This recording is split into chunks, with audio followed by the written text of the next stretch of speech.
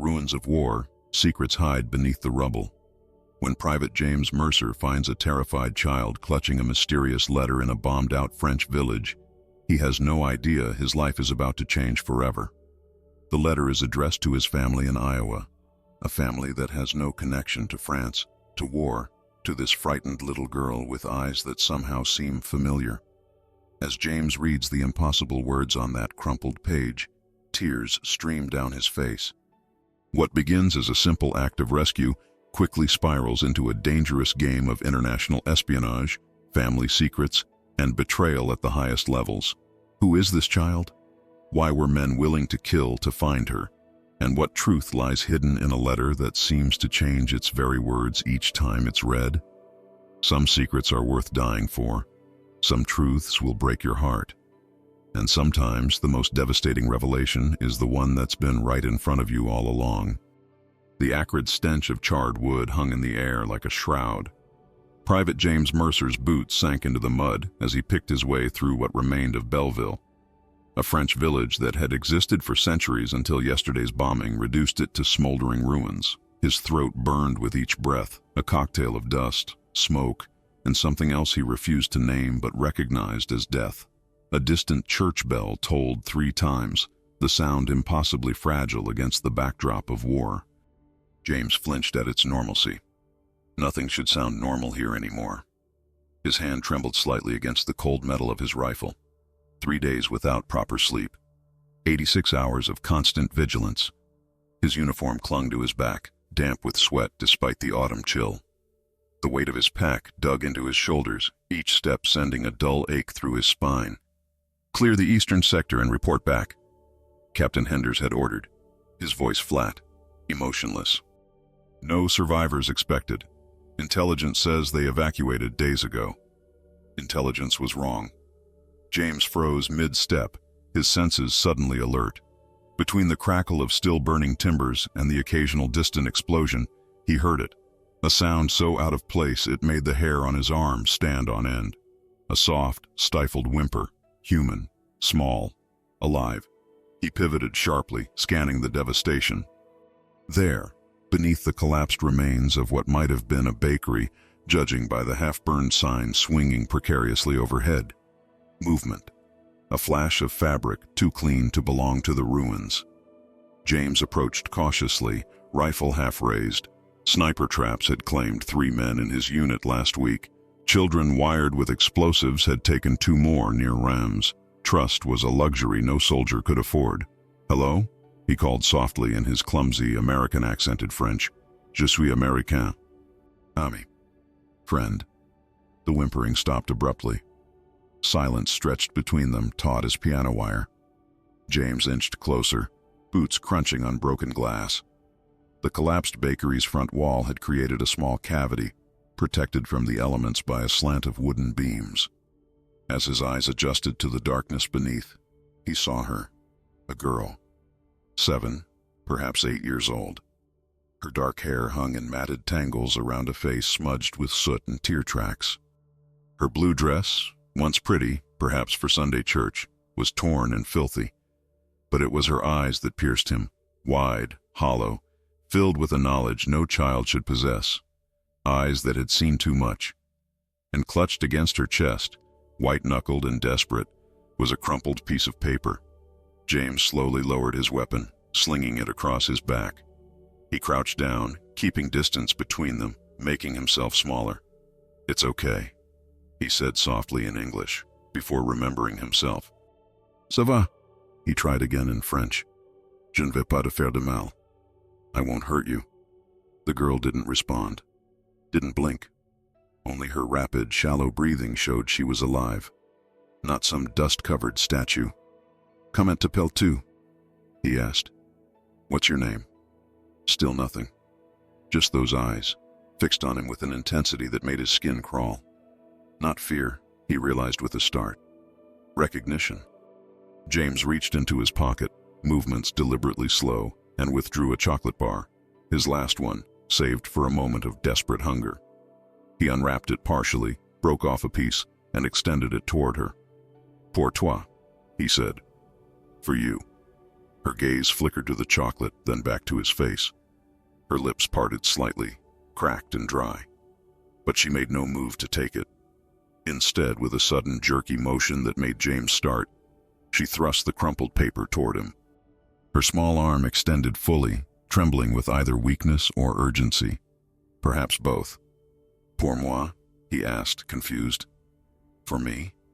The barest nod, the first response. Cautiously, he took the paper, their fingers brushing momentarily. Hers were ice-cold despite the lingering heat of nearby fires. James unfolded the paper, struggling in the dim light. It was a letter, he realized, written in English. Perfect, educated English. The first line knocked the air from his lungs. To the Mercer family of Cedar Falls, Iowa. His family, his home. The world tilted dangerously. James steadied himself against a broken beam, heart hammering against his ribs so violently he feared it might burst. His mouth went bone dry as he continued reading. "If you are reading this, then my worst fears have come to pass. The child who bears this letter is Marie. She is my daughter. She is also your granddaughter, James." His vision blurred. A granddaughter? Impossible. He had no children. He'd never even... The letter continued, each word driving deeper like shrapnel. "I know this comes as a shock. The night before you shipped out to basic training, before you became a soldier, we shared something beautiful and brief. I never told you I was leaving for France the next day. I never told you about the child that resulted. I was young, frightened, and then the war came. If you're reading this, I am dead. The Germans came yesterday. They're taking everyone. I've hidden Marie, but I cannot escape. Please, if there is any mercy in this world, take her home. She is all that remains of me, and she is yours too." With all my love and regret, Elise. Hot tears spilled down James's cheeks, cutting clean tracks through the grime of battle. Elise, the French exchange student, one night of comfort before he left for war, a stolen moment of tenderness in a world rapidly descending into chaos. He'd thought of her often, but never imagined. He looked up at the child, at Marie, with new eyes. His daughter. No, his granddaughter. The dates made no sense. Nothing made sense. But those eyes. Now he saw it. They were Elise's eyes, regarding him with the same quiet intensity. James folded the letter with shaking hands and tucked it into his breast pocket, next to his heart. Whatever the truth, whatever impossible tangle of lies or misunderstandings this represented, one thing was clear. This child needed him. "Marie," he whispered, testing the name. "Marie, je vais t'aider. I'm going to help you." He extended his hand, palm up. An invitation, not a command.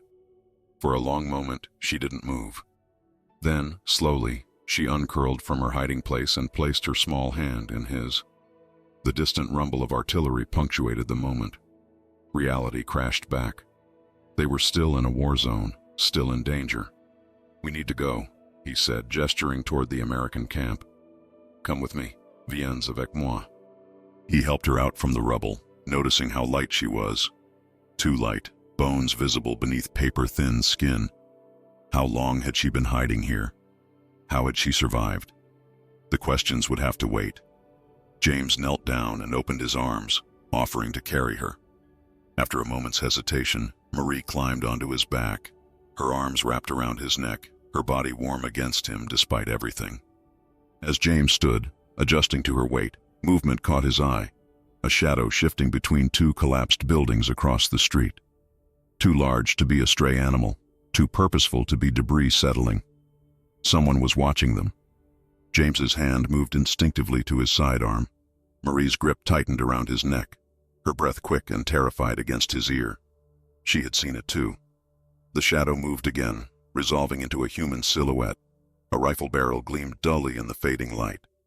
James turned sharply, shielding Marie with his body as he began to run.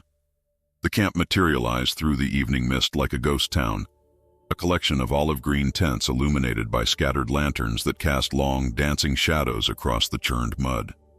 James's breath came in ragged gasps as he cleared the perimeter, Marie's slight weight still clinging to his back. They had run nearly 2 miles through the decimated countryside. zigzagging between cover, the shadow with the rifle never far behind. "Halt! Identify yourself."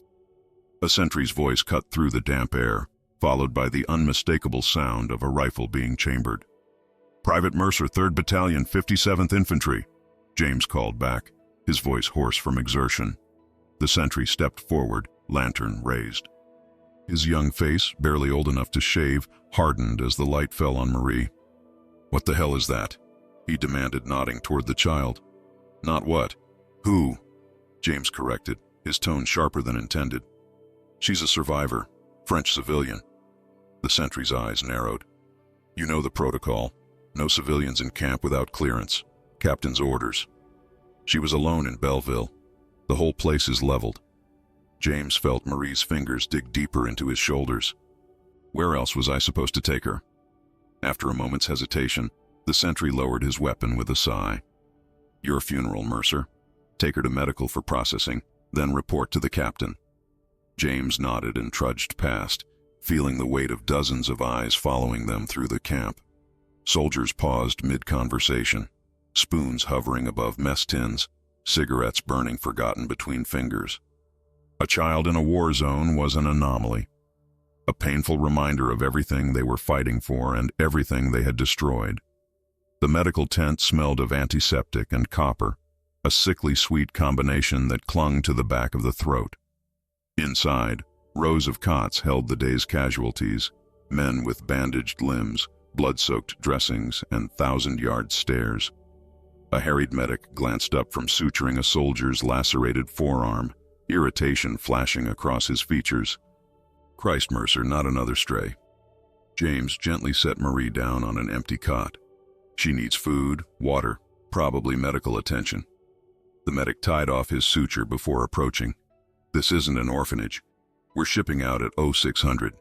Just check her over, please, Doc." Something in James's voice must have registered, because the medic's expression softened slightly. He crouched before Marie, who shrank back against James's leg.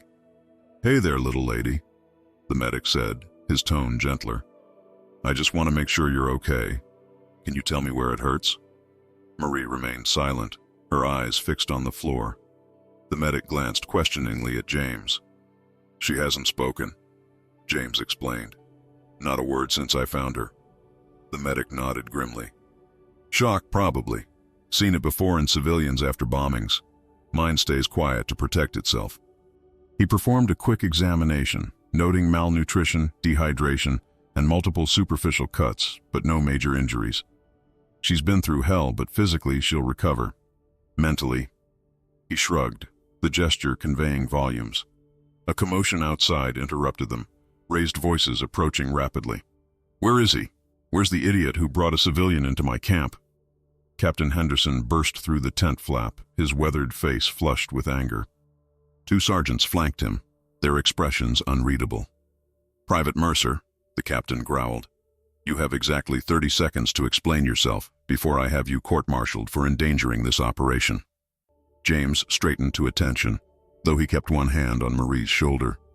"Sir, I was clearing the eastern sector as ordered when I found the child hidden in the rubble. She was alone, sir. Abandoning her would have violated the Geneva Convention regarding protection of civilians, especially children, in wartime. Article 17, sir." The captain's eyes narrowed at the citation. "Don't quote regulations to me, Private. This isn't about legal technicalities. It's about the safety of this unit." He glanced at Marie, his expression hardening. "For all you know, she could be rigged with explosives, or she could be bait for a trap. With respect, sir, she's just a child. This is war, Mercer. Children stop being innocent the moment they're weaponized." The captain turned to one of the sergeants. "Thorough search, now." James stepped forward, protective instinct flaring. "Sir, that's not necessary. I've already..." "Stand down, Private." The captain's voice cracked like a whip. "That's an order." James clenched his jaw but complied, stepping back as the sergeant approached Marie. The child's eyes widened in terror, darting between the men looming over her. "It's okay," James said softly. "They just need to make sure you're safe." The search was quick but thorough, revealing nothing suspicious. Marie endured it silently, tears streaming down her dirt-streaked face.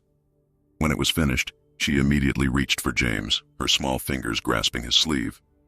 The captain watched the interaction with narrowed eyes. She stays in medical tonight. Tomorrow she goes to the refugee processing center with the Red Cross transport. He fixed James with a hard stare. And you, Mercer, are confined to camp. No more hero missions. After they left, James sank onto the cot beside Marie. The medical tent had quieted. Most patients either asleep or medicated into silence. Outside, rain began to fall, drumming against the canvas in a hypnotic rhythm. James reached into his pocket and withdrew the letter, now even more crumpled. In the dim light of the kerosene lamp, he reread it, searching for clues, for anything that might make sense of the impossible claim it contained. The handwriting was elegant, educated, definitely not that of a peasant or villager. The paper was good quality, despite its journey.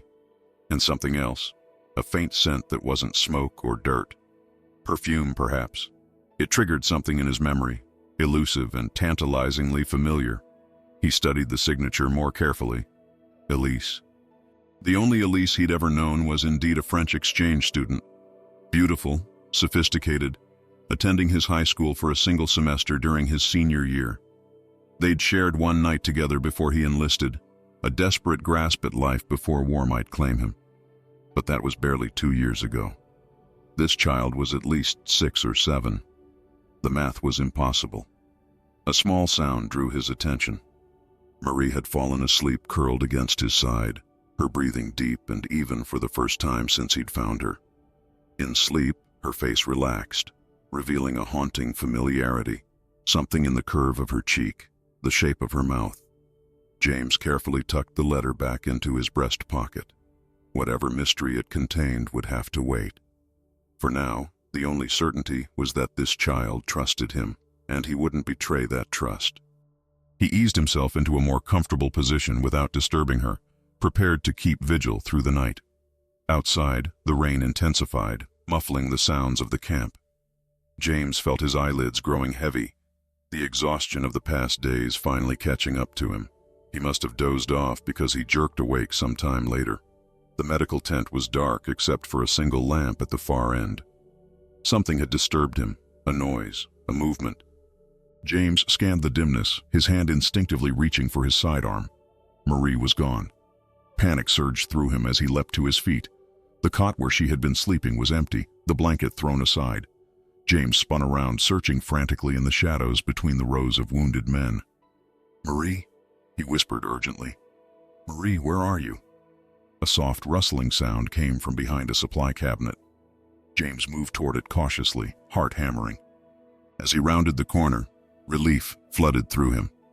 Marie sat huddled on the floor, the letter, his letter, spread open on her lap. She must have taken it from his pocket while he slept, but as he reached for it, he noticed something alarming. The letter was different. Parts of it appeared to have been erased or altered, text that hadn't been visible before, now clearly legible in the dim light. And strangest of all, the signature at the bottom was no longer Elise. It was a name he had never seen before. Dawn broke over the camp in shades of dirty amber, the sun struggling to penetrate the low-hanging clouds of smoke and mist. James hadn't slept since discovering the altered letter. The new signature, Catherine Holloway, had haunted him through the remaining hours of darkness. A name that struck no chord of recognition, yet seemed to mock him with its presence on the mysterious document. He had carefully refolded the letter and tucked it deep in his inner pocket, away from curious hands, including Marie's. The child had eventually fallen back asleep on the cot, but James remained vigilant, his mind churning with unanswered questions. How had the ink changed? Was it some kind of heat-sensitive wartime correspondence technique? Or was he simply losing his grip on reality after too many months in this hell? The medical tent stirred to life as orderlies changed bandages and distributed morning rations. Marie sat quietly on her cot, watching the activity with those unnervingly adult eyes. James had managed to coax her into eating half a bowl of watery oatmeal, a small victory that felt disproportionately important. "Mercer!" a voice barked from the tent entrance. Sergeant Williams stood silhouetted against the morning light, his bulldog face set in its perpetual scowl. "Captain wants you. Now!" James nodded, turning to Marie. "I'll be right back," he said, miming his return with simple gestures. "Stay here." The child gave no indication she understood, but she remained seated as James followed the sergeant across the muddy compound to the command tent. Inside, Captain Henderson stood hunched over a map table, his face haggard from another sleepless night of strategic planning. "Sir," Private Mercer reporting as ordered. The captain didn't look up. "The French girl, she gone yet?" "No, sir. The Red Cross transport isn't scheduled until 1300 hours. Henderson finally raised his head, fixing James with a penetrating stare. "You know what bothers me, Mercer? Not that you disobeyed protocol to bring in a civilian. Not even that you're clearly hiding something about her." He straightened, wincing slightly at what was likely back pain from too many nights on a field cot. "What bothers me is that 3 different men reported seeing someone following you back to camp yesterday. Someone who vanished when our patrols went to investigate." James felt a cold weight settle in his stomach. The shadow with the rifle. He'd hoped it was just a figment of his paranoia. "I thought I saw someone too, sir. I assumed it was enemy scouts." "In territory we supposedly cleared 2 days ago?" The captain's voice dripped with skepticism. "Funny thing about war, Mercer. It makes coincidences seem suspicious as hell." He leaned forward, palms flat on the map table. "That girl shows up, and suddenly we've got unknown personnel skirting our perimeter. Makes a man wonder. Sir, she's just a child. She was hiding in rubble, terrified. I don't care if she was hiding in the Pope's pocket. I want to know what makes her so special that someone would track her all the way to a heavily armed American camp." The captain's eyes narrowed. "What aren't you telling me, Private?" James hesitated, his hand unconsciously moving toward the pocket containing the letter. If he revealed its contents, he'd be relieving himself of this burden, sharing the mystery and its dangers. But something held him back. An instinct that exposing this secret might endanger Marie further. "Nothing relevant to operational security, sir," he answered finally. The captain studied him for a long moment. "I've got 243 men under my command, Mercer. Men with wives, children, futures waiting for them back home. If you're withholding information that puts them at risk, that blood is on your hands." He straightened. "Dismissed." James saluted and turned to leave, but the captain's voice stopped him at the tent flap. "One more thing. The girl is your responsibility until the transport arrives. Keep her out of trouble." "Yes, sir." Outside, the camp buzzed with the organized chaos of an infantry unit preparing to move out. Men cleaned weapons, packed gear, studied maps. The weight of the captain's words pressed on James like a physical burden. 243 lives potentially endangered by his silence. As he approached the medical tent, a commotion erupted inside. Shouts, the crash of metal, a high-pitched cry that turned his blood to ice. James broke into a run, shouldering past 2 startled medics into the tent. The scene before him was chaos. Marie's cot was overturned. Medical supplies littered the ground. A nurse was pressing a bandage to her bleeding forehead while orderlies tried to restore order. And Marie was gone. "What happened?" James demanded, scanning the tent frantically. "Where is she?" The nurse looked up, her eyes wide with shock. 2 men in American uniforms. They said they had orders to take the girl to the Red Cross transport early. When Dr. Klein asked to see their paperwork, one of them hit him. They grabbed the child and ran. James was already moving, bursting out of the tent into the compound. "Which way?" he shouted to a nearby private who was staring toward the eastern perimeter. "That way," the man pointed. 2 guys with a kid. Thought it was weird, but James didn't wait for him to finish. He sprinted across the compound, ignoring shouts from superior officers. At the eastern edge of camp, he spotted them. 2 men in American uniforms dragging Marie between them toward the tree line. Their uniforms were correct in every detail, but something about their movements felt wrong. Too stiff, too foreign. "Stop!" James shouted, drawing his sidearm. "U.S. Army, release the child." One of the men turned, a face James had never seen before in camp, and reached inside his jacket. James fired without hesitation, the shot echoing across the clearing. The man stumbled, clutching his shoulder, but remained standing. His companion pulled Marie behind a supply truck, using her as a human shield. Soldiers emerged from tents, weapons drawn, confused by the sudden gunfire within their own perimeter. James used the distraction to close the distance, diving behind a stack of fuel drums for cover. "Mercer!" Captain Henderson's voice boomed across the compound. "What the hell are you doing?" "Kidnappers!" James shouted back. "They're taking the girl!" The wounded man fired at James's position, the bullet pinging off the metal drums. Then both men made a break for the tree line, still dragging Marie between them. James launched himself after them, desperation fueling his sprint. He tackled one kidnapper from behind, sending all three tumbling to the ground. Marie rolled free, scrambling away on hands and knees as James grappled with her captor. The man was strong, with the hard-earned muscle of combat training. He landed a punishing blow to James's ribs, then another to his jaw that sent stars exploding across his vision. Through the haze of pain, James saw the second kidnapper recovering, reaching for Marie again. With a surge of desperate strength, he broke free from his opponent and lunged toward the child. His fingers closed around fabric, her dress, pulling her toward him as bullets kicked up dirt around them. American soldiers were firing now, but confusion reigned. Who was the enemy? Who was friendly? James curled his body around Marie, shielding her as bullets whizzed overhead. "Hold your fire!" Henderson's command cut through the chaos. "Hold your goddamn fire!" The shooting stopped. In the sudden silence, James became aware of Marie's rapid breathing against his chest, her small body trembling. The kidnappers had disappeared into the forest, leaving behind only trampled underbrush and a single blood-stained jacket. American jacket, American blood. Rough hands pulled James to his feet. Sergeant Williams and two military police officers flanked him, their expressions grim. Beyond them, Captain Henderson approached slowly, his face a thundercloud. "Captain, I can explain," James began. "Shut up," Henderson cut him off. "You've just opened fire in the middle of my camp, endangered my men, and caused mass panic on the day we're shipping out." His voice was deadly quiet. "Give me one reason why I shouldn't have you court-martialed right now." James looked down at Marie, who clung to his legs, her face buried against his mud-stained pants. "They weren't Americans, sir. They were trying to take her." Henderson's eyes narrowed. "And how exactly would you know that, Private?" Before James could answer, Sergeant Williams knelt down and picked something up from the mud. He examined it for a moment, then wordlessly handed it to the captain. It was the letter, torn and filthy but recognizable. It must have fallen from James's pocket during the struggle. Henderson unfolded it, his eyes scanning the contents. His expression shifted from anger to confusion, then to something darker.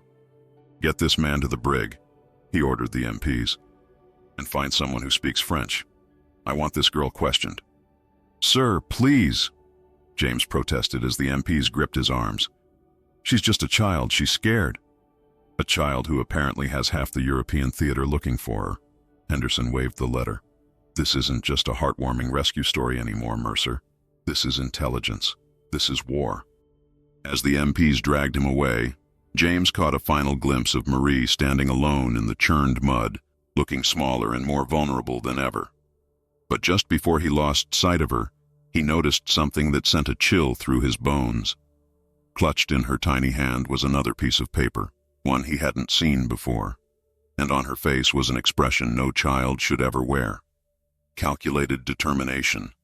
Cedar Falls, Iowa stretched before James like a half-remembered dream. 16 months had passed since the incident at the camp, 16 months of interrogations, a dishonorable discharge that was later reversed, and finally, after VE Day, his return home with a Purple Heart and nightmares that wouldn't quit. The war was over for America, celebrations still erupting spontaneously in town squares across the nation. But for James Mercer, a different battle was just beginning. He stood at the bus station, duffel bag slung over his shoulder, taking in the unchanged storefronts of Main Street.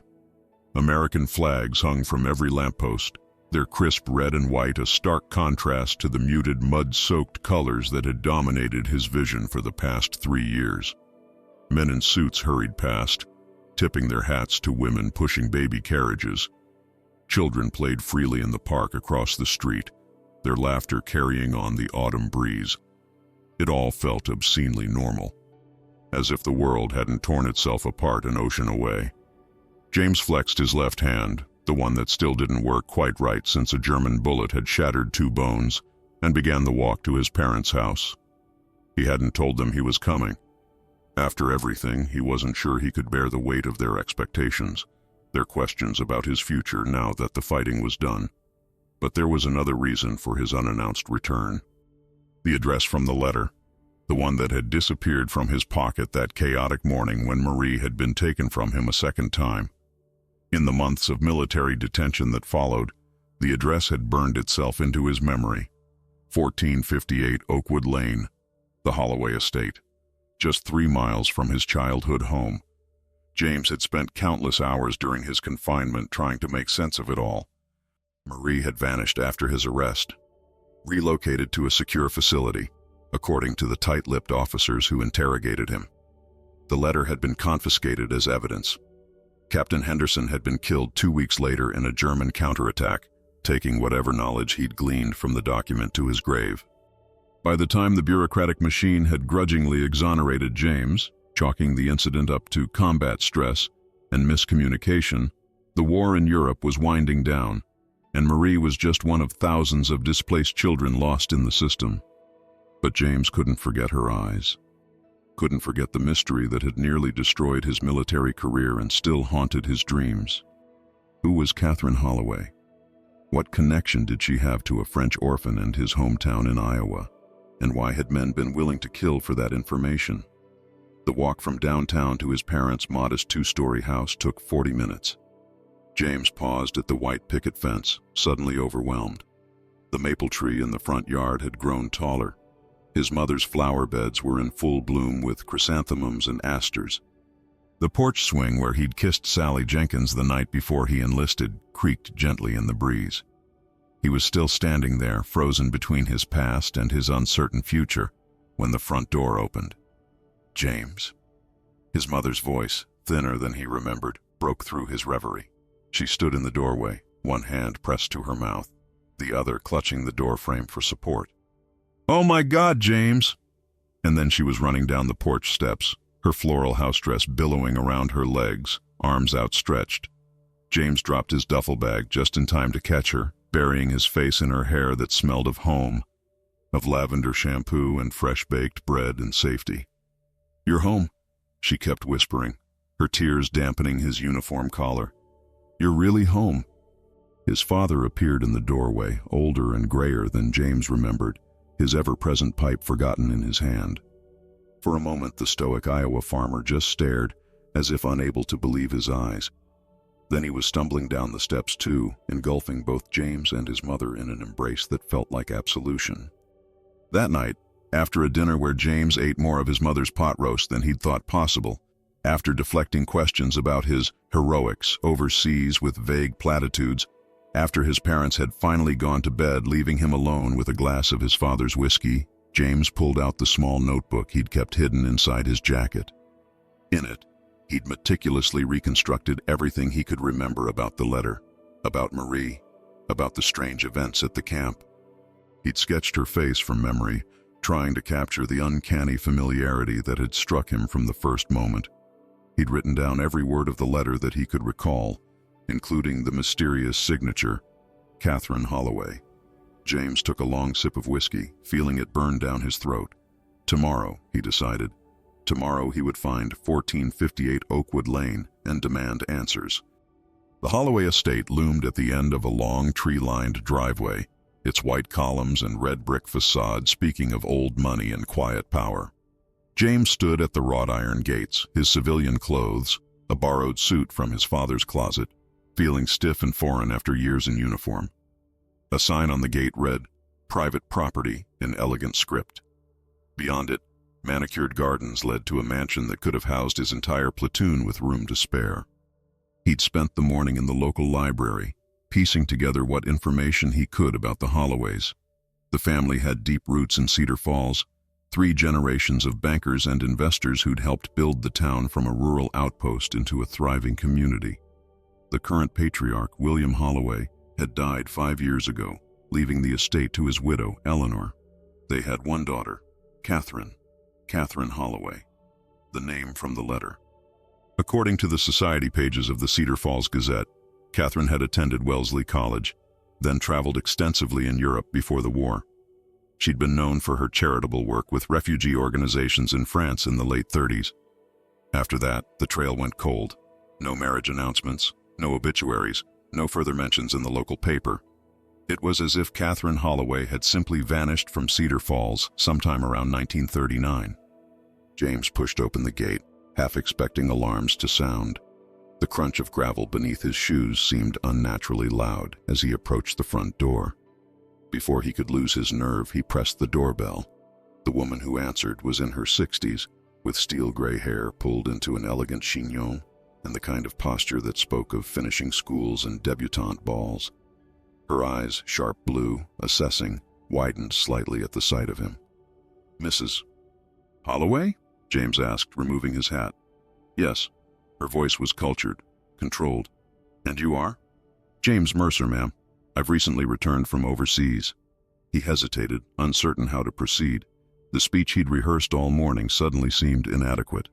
"I was hoping to speak with you about Catherine."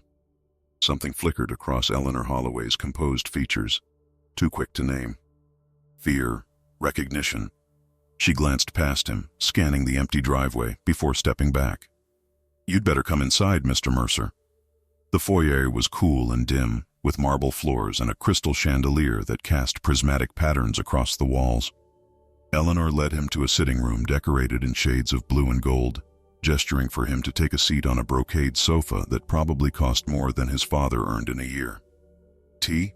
she offered, her voice betraying nothing. "No, thank you, ma'am." James sat rigidly, hat clutched in his hands. "I won't take much of your time." Eleanor settled into an armchair across from him, back straight, hands folded in her lap. "You mentioned Catherine, my daughter." There was the slightest emphasis on the final word, as if she were testing him. "Yes, ma'am." James cleared his throat. "I believe I may have encountered someone connected to her, in France." "I see." Eleanor's gaze never wavered. "And who might that have been?" James chose his next words carefully. "A child, ma'am. A little girl named Marie." The porcelain mask of Eleanor Holloway's face cracked. Just for an instant, a tremor around the mouth, a tightening of the eyes, but enough to confirm that the name meant something to her. "I think you should leave, Mr. Mercer." Her voice had dropped to a near whisper. "Please, Mrs. Holloway, I need to understand. The child was alone, in danger. There was a letter with your daughter's name." James leaned forward. "I was arrested, detained for months because of that letter. The girl disappeared. I just want to know why." Eleanor rose abruptly, moving to a writing desk by the window. From a locked drawer, she withdrew a small object and returned to stand before James. Wordlessly, she placed it in his palm. It was a silver locket, tarnished with age. James opened it with trembling fingers. Inside was a photograph, faded but unmistakable. A younger Eleanor Holloway stood beside a beautiful dark-haired woman in her 20s, and between them, holding both their hands, was a child of perhaps 3 or 4, a child with familiar eyes. "Marie," he breathed. "My granddaughter," Eleanor confirmed, her voice barely audible. "Catherine's daughter." She reclaimed the locket gently. "Now, I believe it's time for you to go." But as James rose to leave, bewildered and frustrated by the cryptic exchange, the front door of the mansion burst open. Heavy footsteps echoed across the marble foyer, and a man's voice called out, "Mother, your car is blocking the drive. I need to—" The newcomer stopped dead in the doorway of the sitting room. He was tall, expensively dressed, with the confident bearing of privilege. But it was his face that caused James's blood to run cold. It was a face he'd seen before, through the sights of his rifle, in the chaos of the camp, dragging a terrified child toward the tree line. Recognition flashed between the two men like an electrical current. James's hand instinctively moved to his hip where his service pistol would have been. The man in the doorway froze, his expression shifting from surprise to calculated coldness in the space of a heartbeat. "Richard," Eleanor said, her voice unnaturally bright, "this is Mr. Mercer. He's just leaving." Richard Holloway, for that must be who he was, remained motionless, one hand still gripping the doorframe. A thin white scar ran across his right knuckles, fresh, still pink against his tanned skin. James remembered the bullet he'd fired that day in camp, remembered the spray of blood as it grazed the kidnapper's hand. Is he? Richard's voice was smooth, cultured, betraying nothing of the violence James knew he was capable of. How unfortunate. I was hoping we might have a chance to get acquainted. His eyes never left James's face. The room crackled with unspoken threats. Eleanor glanced between them, her composure crumbling at the edges. Perhaps another time, James replied, matching Richard's tone. Mrs. Holloway and I were just discussing her granddaughter. Marie, isn't it? Fascinating child. We met in France. Richard's jaw tightened almost imperceptibly. Mother, I need to speak with you, privately. Of course, dear. Eleanor turned to James, her face a careful mask once more. Thank you for stopping by, Mr. Mercer. Harrison will show you out. She gestured toward the hallway where an elderly butler had materialized as if summoned by some silent alarm. James rose slowly, unwilling to turn his back on Richard. I'll be in town for a while, Mrs. Holloway. Perhaps we can continue our conversation another time. I wouldn't count on it, Richard interjected smoothly. Mother's calendar is quite full these days. Charity work, you understand. James nodded, holding Richard's gaze for one beat longer than was comfortable before following the butler to the front door. As they reached the foyer, raised voices drifted from the sitting room. Richard's angry hiss, Eleanor's pleading response. The butler pretended not to hear, his face a study in professional detachment. Outside, the afternoon sun seemed too bright, too normal for the sinister undercurrents James had just experienced. He stood at the base of the marble steps, trying to process what had just happened. Richard Holloway, son of Eleanor, brother of Catherine, was one of the men who had tried to kidnap Marie from the American camp, which meant the kidnappers hadn't been German spies or French collaborators, as military intelligence had suspected. They had been Americans. Family. But why? What possible reason could a wealthy American family have for sending someone into a war zone to retrieve a child? And how had they known where to find her in the first place? James began the long walk back to town, his mind churning with new questions. The library would be closed by now, but there was another source of information in Cedar Falls, one that had its finger on the pulse of every scandal, rumor, and secret in town. The Bell and Whistle was Cedar Falls' oldest tavern, a dim, wood-paneled establishment that had served the town since before the Civil War. Old Sam Bell, the proprietor, knew everyone's business and had a remarkable memory for the kind of details that didn't make it into official records. The tavern was nearly empty when James pushed through the swinging doors at 5 o'clock. A few factory workers nursed beers at the bar, while a table of older men played a half-hearted game of poker in the corner. Sam looked up from polishing glasses, his weathered face breaking into a genuine smile. Well, I'll be damned. James Mercer, back from the dead. He reached across the bar to shake James's hand. Your daddy said you might be coming home soon. What'll it be? First one's on the house for our returning heroes. Whiskey. Neat. James settled onto a bar stool, waiting until Sam had poured the drink and moved closer before continuing in a lower voice. Sam, what can you tell me about the Holloways? The bartender's bushy eyebrows rose slightly. Hobnobbing with the upper crust already, are you? Just curious. Heard some things overseas that got me wondering. Sam leaned in, lowering his voice conspiratorially. Well, they're old money. William Holloway's grandfather made a fortune in railroad investments back in the 80s. William himself was a decent sort, served on the town council, donated to the right charities. His wife Eleanor's from Boston originally. Never quite fit in here, but she tries. Always a bit standoffish if you ask me. And their children. Sam's expression darkened. Now there's a tale. They had two, Catherine and Richard. Catherine was the eldest, beautiful girl, smart as a whip. Went off to some fancy women's college back east, then spent time in Europe. Bit of a free spirit from what I heard. He paused, glancing around before continuing. Then there was that business with the baby. James's pulse quickened. Baby? Showed up from France around 39 with a little girl in tow. No husband, no explanation. Caused quite the scandal, let me tell you. William was furious. Old-fashioned man, very concerned with appearances. There were some awful rows at the estate.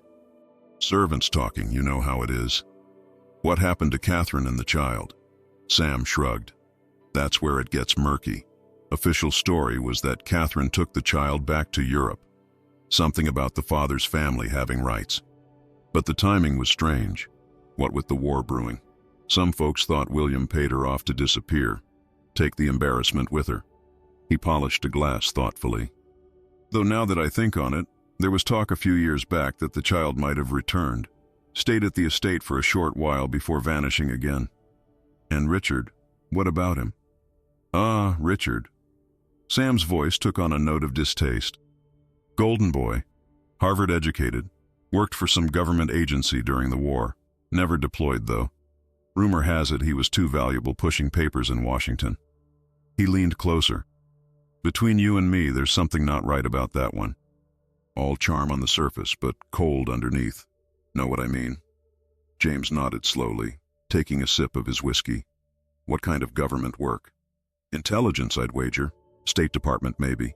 Very hush-hush. He's got a fancy title now with some import-export firm that does business in Europe. Travels all the time. Sam straightened as another customer approached the bar. Why all the interest in the Holloways anyway? Not exactly your usual crowd. Just making conversation, James replied, forcing a casual smile. Been away so long, trying to catch up on local gossip. But his mind was racing, connecting fragments into a disturbing picture. Catherine Holloway, pregnant in Europe. A child brought to America, then sent back. Richard working in intelligence. The kidnapping attempt in France. The altered letter. It was all linked somehow. But the central piece, the why of it all, remained elusive. James finished his drink and was about to leave when the tavern door swung open. The dying sunlight silhouetted a tall, lean figure, Richard Holloway, now dressed more casually but no less expensive than before. His eyes scanned the room, landing on James with predatory focus. "Mr. Mercer?" he called across the suddenly quiet tavern. "I believe we have unfinished business." He gestured toward the door. "Shall we discuss it outside?" Every instinct screamed danger, but James couldn't back down. Not when he was finally getting close to answers. He placed some coins on the bar, nodded thanks to Sam, and followed Richard out into the deepening twilight. They walked in silence to a black Cadillac parked across the street. Richard opened the passenger door, his smile never reaching his eyes. "Get in. There's something I think you should see." "I think I'll pass," James replied, keeping a careful distance between them. "It concerns the child." Richard's voice lowered. "Marie. She's alive, Mercer. And she's here in Cedar Falls." The statement hit James like a physical blow. Marie. The girl he'd pulled from the rubble. The child whose fate had haunted him for over a year. Here. It couldn't be possible. Yet the absolute certainty in Richard's voice was compelling. "Prove it," James demanded. Richard reached into his jacket and withdrew a small photograph, holding it just beyond James's reach. Even in the fading light, the image was unmistakable. Marie, slightly older than when James had last seen her, standing in front of a distinctive white church that James recognized as St. Peter's on the edge of town. "The picture was taken 3 days ago," Richard said, returning it to his pocket. "Get in the car, and I'll take you to her." "Isn't that what you want? To know she's safe?" It was almost certainly a trap. Richard Holloway had tried to abduct Marie once before, had potentially killed to keep whatever secrets surrounded her. Yet the possibility of seeing her again, of finally understanding the mystery that had nearly destroyed his life, was too powerful to resist. James opened the car door and slid into the leather seat, knowing he might be making the last mistake of his life. The Cadillac purred through the darkening streets of Cedar Falls, its headlights cutting through the early evening mist. Richard drove with one hand on the wheel, the other resting casually on the windowsill, the picture of relaxed confidence. Only the occasional glance at James in the rearview mirror betrayed his vigilance. "You shot me, you know," Richard said conversationally, flexing his scarred right hand. Not many men can claim that distinction and still breathe. James kept his expression neutral. You were kidnapping a child from a U.S. military installation. I'm only sorry I missed." A thin smile ghosted across Richard's face. Such righteous indignation. The decorated soldier, defender of the innocent. He turned onto a narrow road that led away from town, toward the river. "Tell me, did it ever occur to you to question why a French orphan would be carrying a letter addressed to an American family? Your family, specifically?" The question hung in the air between them. Of course, James had questioned it, had lain awake countless nights turning that very puzzle over in his mind. "I assumed it was a coincidence," he said finally. "Mercer isn't an uncommon name." Richard chuckled, the sound devoid of warmth. "There are no coincidences in war, Private. Only opportunities and liabilities." He slowed the car as they approached an isolated farmhouse set back from the road. A single light burned in an upstairs window. "And Marie Holloway has always been both." "Holloway?" James repeated, the confirmation of his suspicions landing like a stone in his stomach. "She's Catherine's daughter." "Very good, though I suspect you'd already worked that much out." Richard cut the engine, plunging them into silence broken only by the ticking of the cooling motor. "What you haven't figured out, what almost no one knows, is who her father is." Before James could respond, Richard was out of the car, circling around to open James's door with exaggerated courtesy. The farmhouse loomed before them, weathered clapboards silvered by moonlight. It appeared abandoned except for that single upstairs light, the surrounding fields overgrown with weeds. "After you." Richard gestured toward the sagging porch steps. "They're expecting us." James climbed the steps cautiously, every sense alert for an ambush. The front door creaked open at Richard's knock, revealing Eleanor Holloway standing in the dim hallway. She looked smaller somehow, diminished away from the grandeur of her mansion, her face drawn with exhaustion. "You shouldn't have brought him here," she said to Richard, her voice tight with suppressed emotion. "He deserves to know, Mother. After everything, he deserves that much." Eleanor's gaze shifted to James, studying him with new intensity. "Yes," she said after a long pause. "I suppose he does." She stepped aside. "She's upstairs. The fever broke this morning, but she's still weak." Fever. James's concern overrode his caution as he followed Eleanor up the narrow staircase. The floorboards groaned beneath their weight, dust motes dancing in the pale lamplight. At the top of the stairs, Eleanor paused before a closed door. "She may not remember you," she warned softly. "The trauma. It's affected her memory. The doctors say it may never fully return." James nodded, his throat suddenly too tight for words. Eleanor knocked gently, then pushed the door open. The room beyond was small and sparsely furnished, a bed, a chair, a small table with a lamp casting a warm circle of light. And in the bed, propped up on pillows, sat Marie. Her dark hair had grown longer, framing a face thinner than he remembered but unmistakably hers. Those same eyes, too old, too knowing, lifted to his face. For an eternal moment, there was no recognition. Then her eyes widened, and she whispered a single word. "Soldier." James moved forward as if in a dream, sinking to his knees beside the bed. "Hello, Marie," he said, his voice unsteady. "It's good to see you again." She reached out with trembling fingers to touch his face, as if confirming he was real. "You came back," she said in accented English. "Grandmère said you might." James glanced at Eleanor, who had remained by the door. "She's been ill?" "Pneumonia," Eleanor replied. "A complication from her journey. She arrived 3 weeks ago, half-starved and burning with fever." "From France?" James asked, unable to keep the disbelief from his voice. How had a child navigated war-torn Europe alone? "Not alone," Marie said, following his thoughts with uncanny perception. "Maman brought me." James felt the floor tilt beneath him. "Your mother? Catherine is alive?" A shadow passed over Eleanor's face. "Was," she corrected quietly. "Catherine died getting Marie out of France. The boat. There was an accident near the coast." Marie's small hand clutched James's suddenly, her grip surprisingly strong. "She told me to find you," she said urgently. "Before she went into the water, she said you would understand when you saw the letter. The real letter." James looked from Marie to Eleanor, confusion churning with hope. "I don't understand. What letter?" "The one you found me with," Marie said. "The one that changed. Mama said it was special paper, spy paper. The words appear different in heat, in cold, in certain light." Richard had entered the room silently, leaning against the wall with arms crossed. "Intelligence techniques," he explained. "Catherine worked for the OSS during the war. Deep cover in occupied France, coordinating with the resistance. The letter was her insurance policy, a way to get Marie to safety if something happened to her." The revelation struck James like a physical blow. Catherine Holloway, the cultured daughter of a wealthy American family, had been a spy. And the letter, with its impossible claim about Marie's parentage, had been, what? A code? A ruse to ensure the child's passage to America? "I still don't understand," James said, frustration bleeding into his voice. "Why me? Why did the letter name me specifically?" A heavy silence fell over the room. Eleanor and Richard exchanged a long look, some unspoken communication passing between them. Finally, Eleanor approached the bed, sitting carefully on its edge. "Because," she said gently, "Catherine believed you were Marie's father."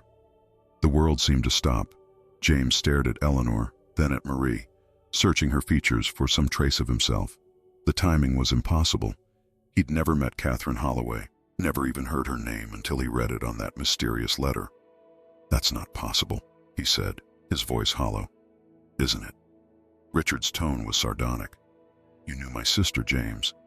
You just knew her by a different name." And suddenly, like pieces of a puzzle snapping violently into place, James understood.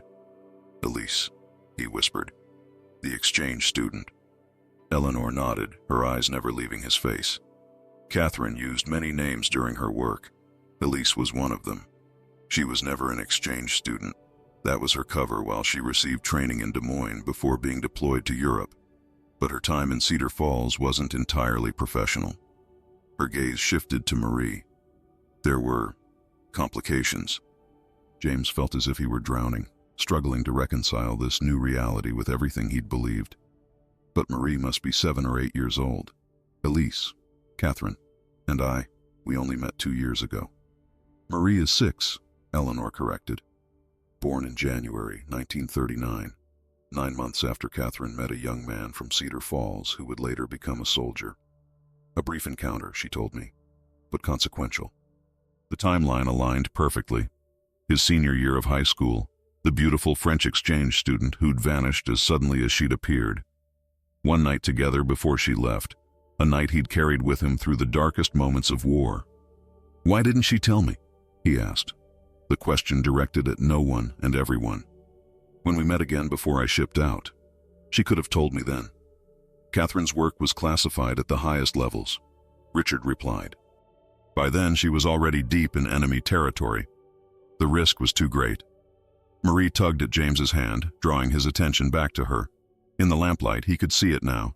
The shape of her jaw, the set of her eyes. His features, softened and transformed through the alchemy of genetics, but undeniably present. "Maman had a message," she said, her voice suddenly stronger. "For when I found you. She said to tell you. The letter was true, every word." James felt tears burning behind his eyes. He looked at this child, his child, and saw not just Catherine in her face, but his own mother, his grandfather. Blood calling to blood across the impossible divide of war and secrets. "There's more," Eleanor said, rising from the bed. She crossed to a small trunk in the corner and returned with a leather portfolio. "Catherine left this with instructions that it be given to you if she didn't return." She placed it in his hands, the leather warm and smooth against his fingers. "It explains everything, her work, her decisions, her hopes for Marie." James stared at the portfolio, understanding that inside were the answers to questions he hadn't even known to ask. A wave of grief washed over him. Grief for Catherine, for the years lost, for the family they might have been in another world. "Why did you try to take her from the camp?" he asked Richard suddenly. "If the plan was always to bring her to me, why the secrecy, the violence?" Richard's expression hardened. "Because by then we weren't the only ones looking for her. Catherine had information, critical intelligence about Soviet operations in Eastern Europe. Information she'd hidden so well that even her handlers couldn't find it after her death. His gaze shifted to Marie, but she trusted it to her daughter. The farmhouse kitchen felt like neutral territory, a space where the impossible truths of the night might be somehow contained. James sat at the scarred wooden table, Catherine's portfolio open before him, its contents spread like the pieces of a shattered life. Photographs, letters, mission reports with sections blacked out by government censors, birth certificate for Marie Catherine Holloway, father listed as unknown. Eleanor had made coffee, real coffee, not the weak substitute that most Americans still use due to rationing, its rich aroma filling the small room with a sense of normalcy that felt almost obscene given the circumstances. Richard stood by the window, peering occasionally through the curtains at the moonlit farmyard beyond, his posture betraying a vigilance that sent prickles of unease down James's spine. "You still haven't explained why you tried to abduct her from the camp," James said, looking up from a photograph of Catherine, Elise, holding an infant Marie in what appeared to be a Paris apartment. "If the plan was for me to find her, why interfere?" Richard turned from the window, shadows cutting across his features. "Because by the time you found her, the situation had changed. Soviet agents had infiltrated intelligence networks throughout Europe. Catherine's cover was compromised. We had to extract Marie before they could use her to get to the information. Information that a 6-year-old child couldn't possibly understand or access," James countered, skepticism evident in his voice. "Don't underestimate my daughter," Eleanor said quietly, joining them at the table. Catherine was unconventional in her methods. She would have found a way to ensure Marie could deliver what was needed, even if the child herself didn't understand what she carried. James looked toward the ceiling, thinking of Marie sleeping in the room above them, exhausted from their reunion and her recent illness. His daughter. The thought still felt foreign, impossible. Yet looking at her, he had seen himself reflected in ways that couldn't be denied. "What exactly is this information that's worth kidnapping and terrifying a child?" he asked, struggling to keep the anger from his voice. "What could possibly justify—" "Names," Richard interrupted. "Locations. The entire Soviet infiltration network being established in Western Europe and the United States. Catherine uncovered evidence of a mole at the highest levels of American intelligence, someone feeding information to Moscow even as we celebrated victory in Europe." His jaw tightened. If that information were to be recovered and verified, it would prevent decades of potential damage. James absorbed this, the enormity of it sinking in. "And you believe Marie has this information?" "How?" Eleanor glanced at Richard before answering. "Catherine was trained in unconventional methods of information concealment, microdots, coded messages hidden in everyday objects. The child may have been carrying something without knowing its significance. A toy, a piece of clothing, or a letter," James concluded, the pieces finally clicking into place. "The letter that changed. That's what you were really after at the camp, wasn't it? Not Marie herself." Richard's silence was confirmation enough. "But then, why come after us now?" James pressed. "If the letter was lost, because we received intelligence that Marie had survived the boat accident that killed Catherine," Eleanor interjected, "that she had somehow made it to America on her own, carrying a new message, and if she was alive, we knew others would be looking for her too." A floorboard creaked overhead, the sound of small feet padding across the bedroom.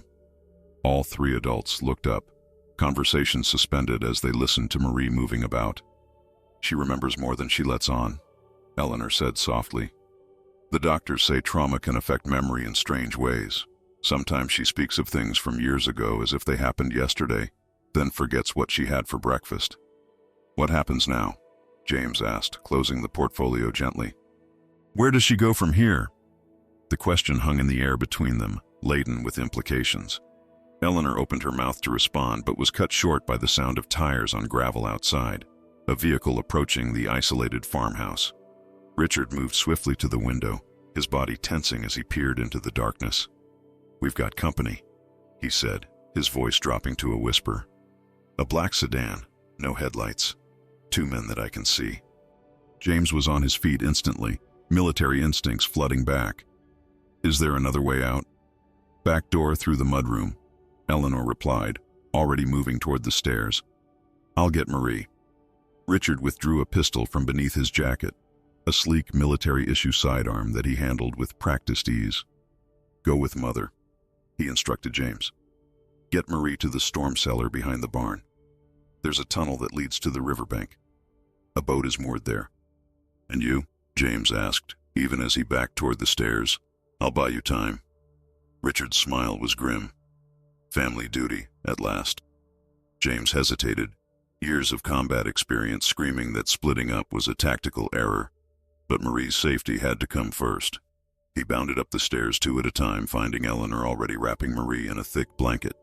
The child's eyes wide with fear, but remarkably clear. "We need to go," James said simply, scooping Marie into his arms. She came willingly, arms wrapping around his neck with complete trust that made his heart constrict. "They found us," she whispered against his ear, her breath warm and quick. "The bad men, the ones who hurt my mom.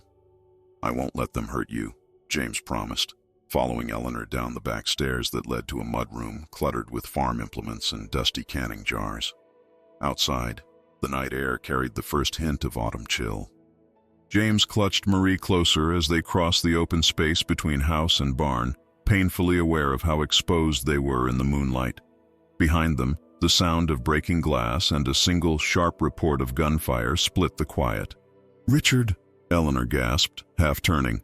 "Keep moving," James urged, pulling her forward with his free hand. He knew what he was doing. The storm cellar doors were hidden beneath a mountain of hay bales, a deliberate concealment that took precious seconds to dismantle. By the time Eleanor heaved open the heavy wooden doors, more gunshots had erupted from the farmhouse, followed by the sound of splintering wood. "Down," James ordered, passing Marie to Eleanor before following them into the earthy darkness. He pulled the doors closed behind them, plunging them into blackness so complete it felt like drowning. A match flared as Eleanor lit a kerosene lantern hanging from a hook on the rough-hewn ceiling. The weak yellow light revealed a tunnel entrance, little more than a hole in the dirt wall, shored up with ancient timbers that looked worryingly decayed. "It was part of the Underground Railroad," Eleanor explained, voice hushed as she led them into the tunnel. "My husband's family helped slaves escape to Canada before the Civil War. The tunnel hasn't been used in decades, but Richard made sure it was still passable."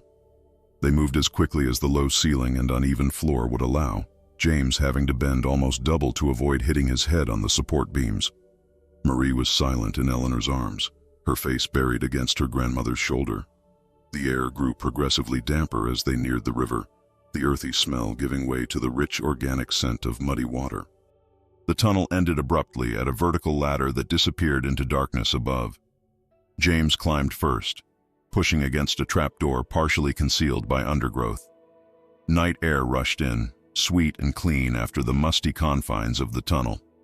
He helped Eleanor and Marie up, finding themselves on a narrow strip of riverbank shrouded by willow trees. True to Richard's word, a small rowboat was moored nearby, rocking gently against its post.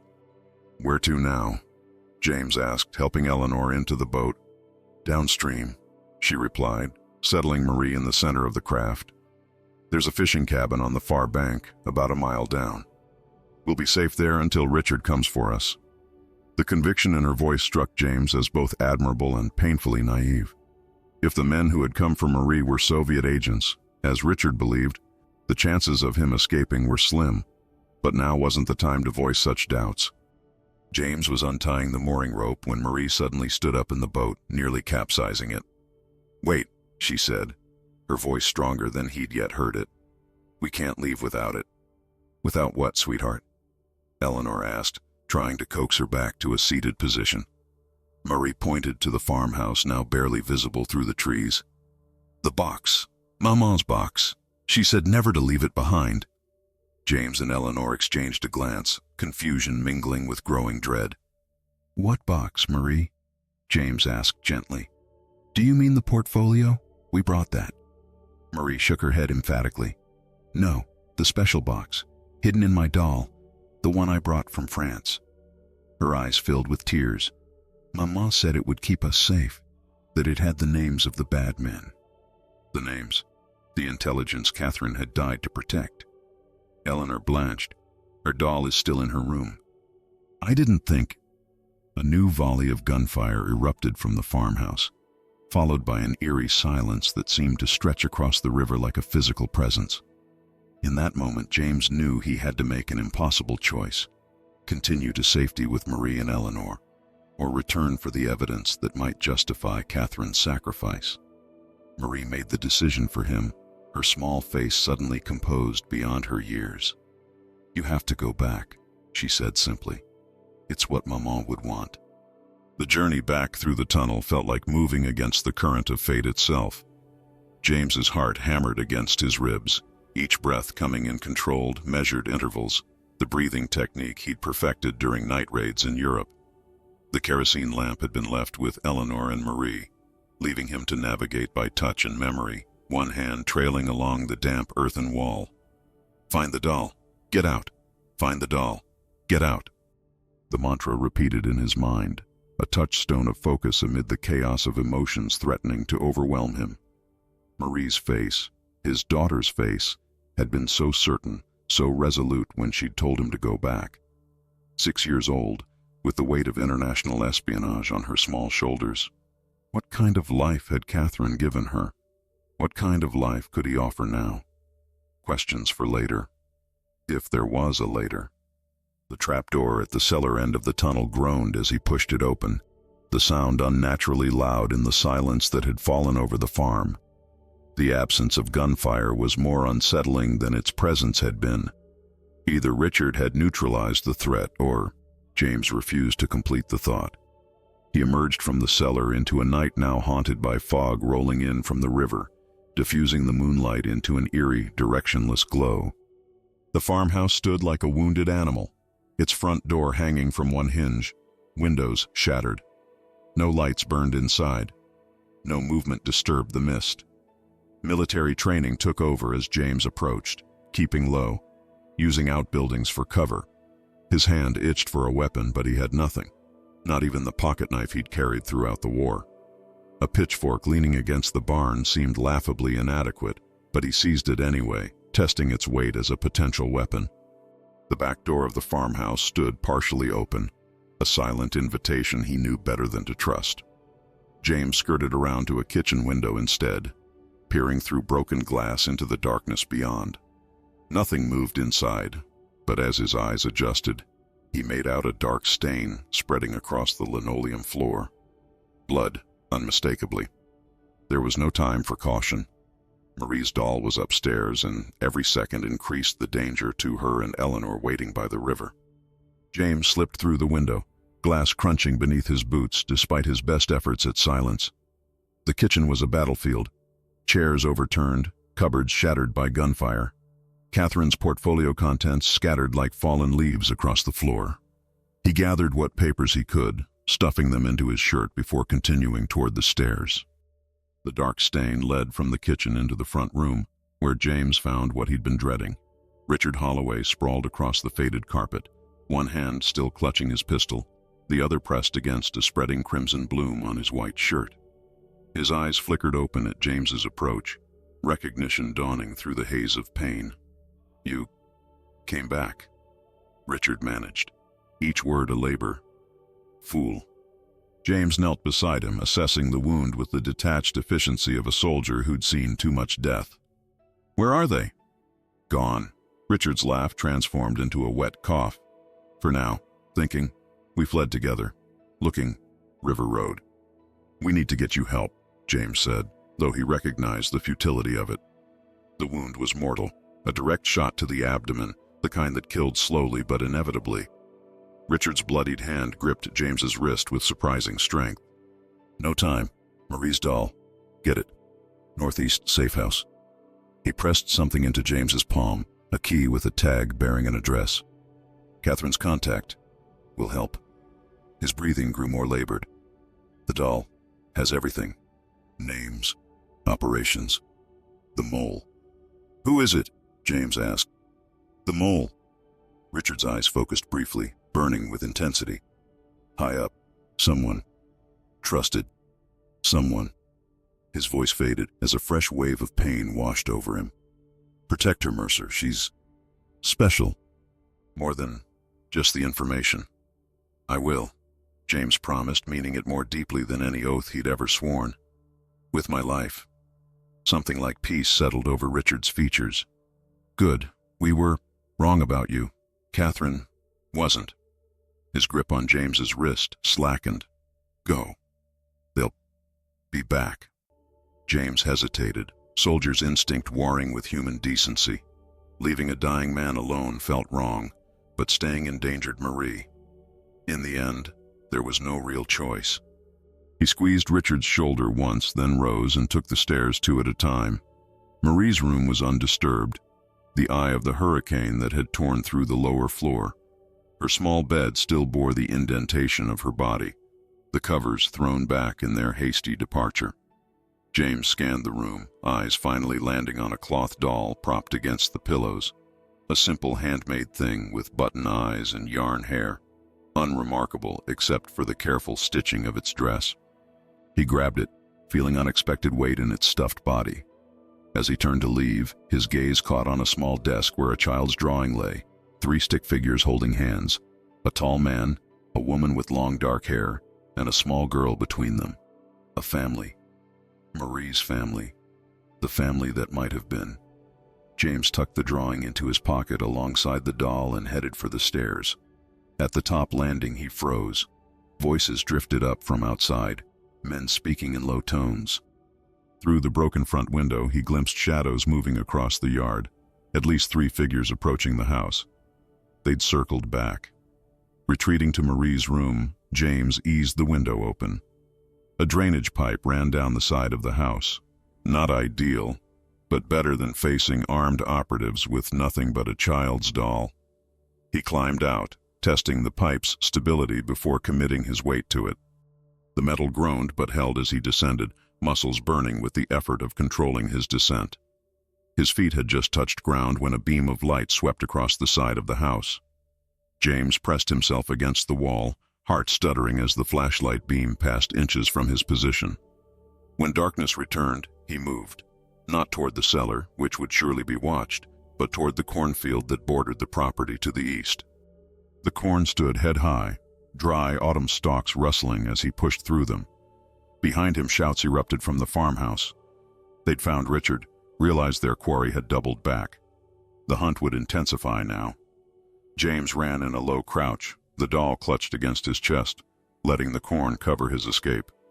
The field seemed endless, each row identical to the last in the darkness. His lungs burned, legs protesting after the night's exertions. But stopping meant death, not just his, but possibly Marie's and Eleanor's too, if he was tracked back to them. Finally, the field gave way to a narrow country lane. James oriented himself using the stars. The river lay west, the farm now southeast. If he circled wide, approached from downstream, a bullet whined past his ear, thudding into the dirt road beside him.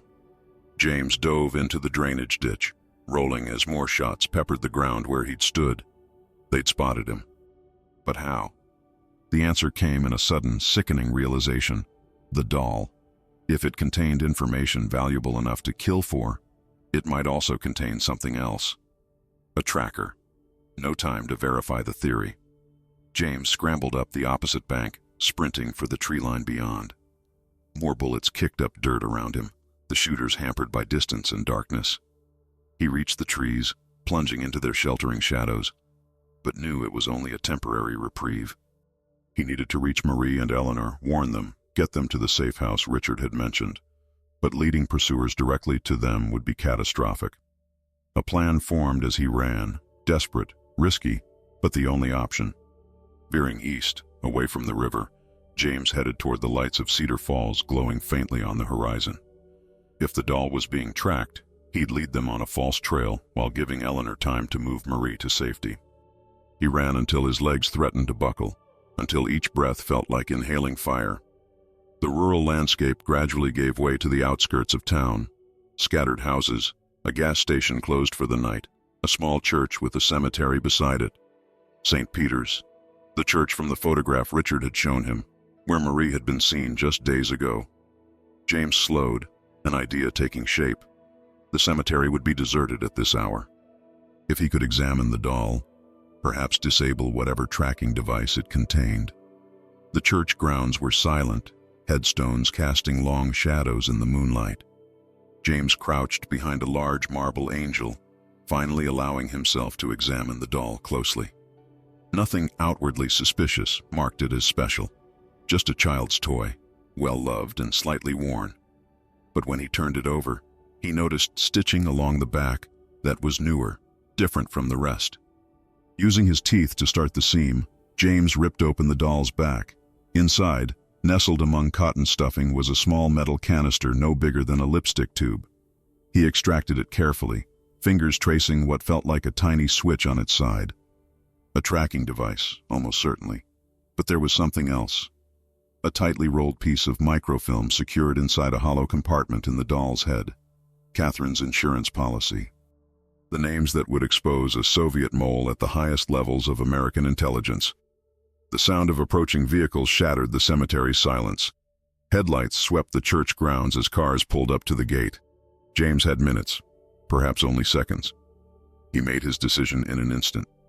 Activating the tracker's switch, he secured it beneath a loose stone in the cemetery wall. A false trail that might buy precious time. The microfilm went into his sock, pressed against his ankle. Then, clutching the now empty doll, he vaulted the back wall of the cemetery and disappeared into the maze of residential streets beyond.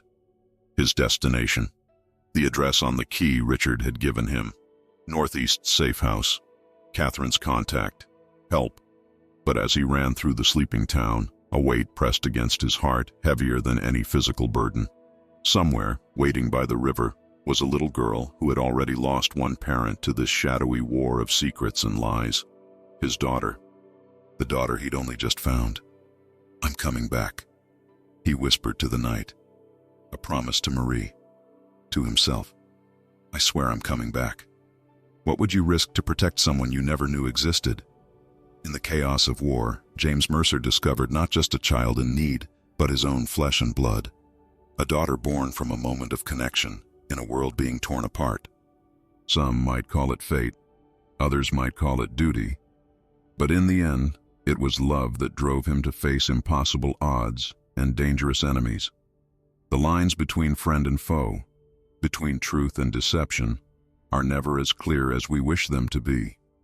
Just as a letter can change its words depending on how the light falls upon it, our lives can transform in an instant when we open our hearts to what seems impossible. Would you have the courage to believe? Would you risk everything for a truth that others would kill to keep hidden? If this story touched your heart, remember that there are countless untold tales of sacrifice, courage, and unexpected connections waiting to be discovered. Share this one with someone who appreciates that the most powerful stories aren't just entertainment. They're reflections of the choices we all might face when tested by fire. Subscribe to follow more journeys into the depths of human experience. And remember, sometimes the most profound truths arrive in the most unexpected packages, perhaps even in the form of a crumpled letter, handed to you by a child who changes everything.